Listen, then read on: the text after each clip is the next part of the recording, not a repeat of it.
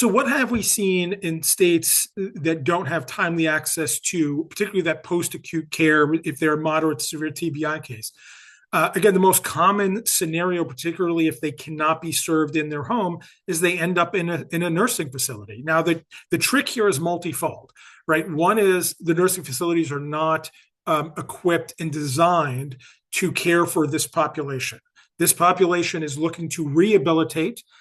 They can improve and get back into the community, get back to work with the right treatment and care.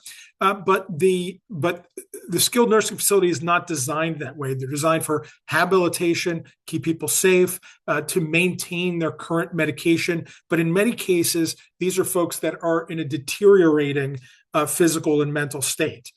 Whereas with brain injury, we know with the right rehabilitation, these folks can improve.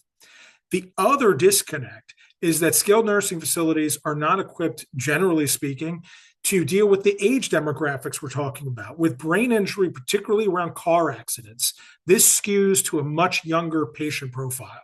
Skilled nursing facilities are generally dealing with the elderly, and God bless them, and I appreciate all the work that they do to work with that population. But they will admit themselves they are not equipped to deal with a 22-year-old that was in a motorcycle accident and has a moderate to severe brain injury. That is not what they're designed for. So even the skill sets, the background, the clinical protocols that they have in the facility aren't geared to that patient population. So there's just this very severe disconnect. And then, so what happens after that, right? They will use their own protocols so people are safe. But at the end of the day, if you are not going through intensive rehabilitation and you have a moderate to severe brain injury, ultimately you will continue to deteriorate. And eventually that deterioration will lead to more complicated care, more complicated problems, and eventually death. We do know, and we have seen in many states, where there have been cases where people have been treated in non-ideal situations, like a young man, for example, in a nursing home.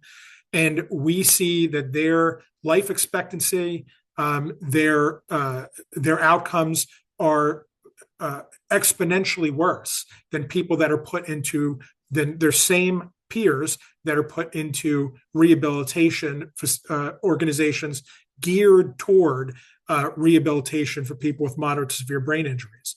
So it's very tragic, right? And it's not talked about enough, but that disconnect, it just leads to the worst possible patient outcomes.